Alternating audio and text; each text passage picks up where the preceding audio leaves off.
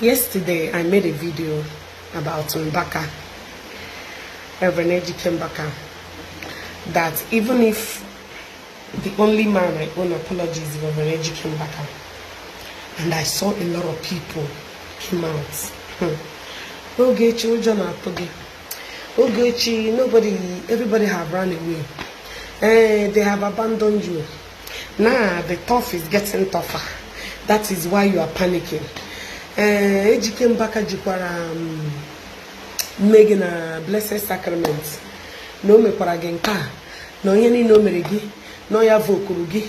Coming to Nigeria is not ordinary. That evoked me. A lot of bloggers took it as personal. I saw Bolombolo Oil Nash, J-Pipe, Pota, post video. I begin to wonder what is going on. Now, I said I will apologize, right? It's not a sign of weakness. Rather, am I afraid? No. I just put Woya out there to see reaction. Emerem live program, it did not cut your attention. I made another video, I posted it. I wanted to see monochorishim monochoro peace. Now it's obvious that what you guys want is my head, not even peace that you guys are claiming and clamoring for. Owu peace ko no choro, you no choro wishing.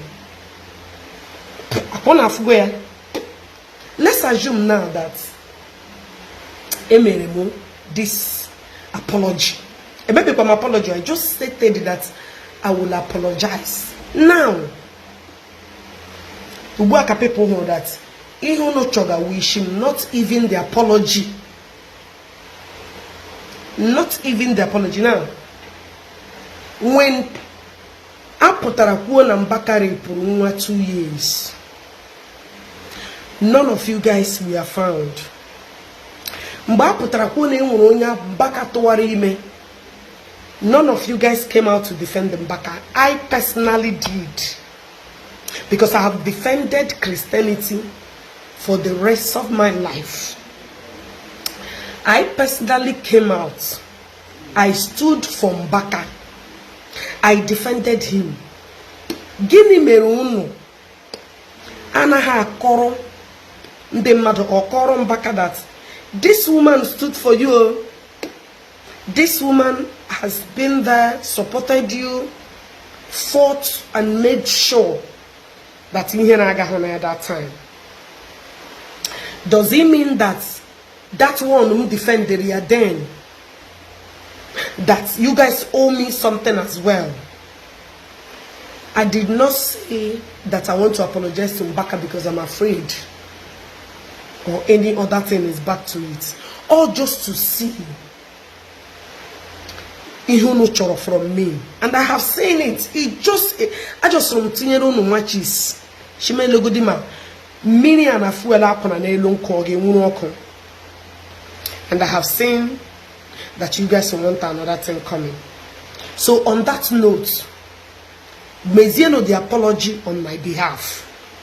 I am not afraid, rather am I weak. Because the same apology Kajepa Ipumere. Because he knows that everything he said, he lied. The same thing ex-convicts did. Look at Unumezimia as mandate. Now the apology is not left for you guys to do. How about that? Now so that time, then defended Mbaka. You guys did not come and tell me to make an apology. Yeah, when I know where you guys lies, I just put up another problem. May put over something again. I see the level of brain. You see the level of incompetence.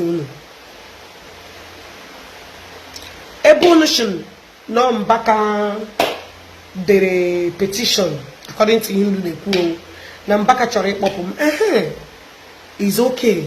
Then let's head to that petition. let's head to anywhere unu chọrọ ka anyị gaa ebe unu na-enyezi m ya dịka iwu. Ịghọtago? So mezienu ihe ahụ kara unu obi, mezienu datin kara unu obi. Na aga m atụpụkwa another one in due time. Allow me to get better. You can see ejiroma ahụ atọ, ejiroma ahụ. Anụrụ m na mma obere ihe unu eburu ya gaa send ara ndị Interpol.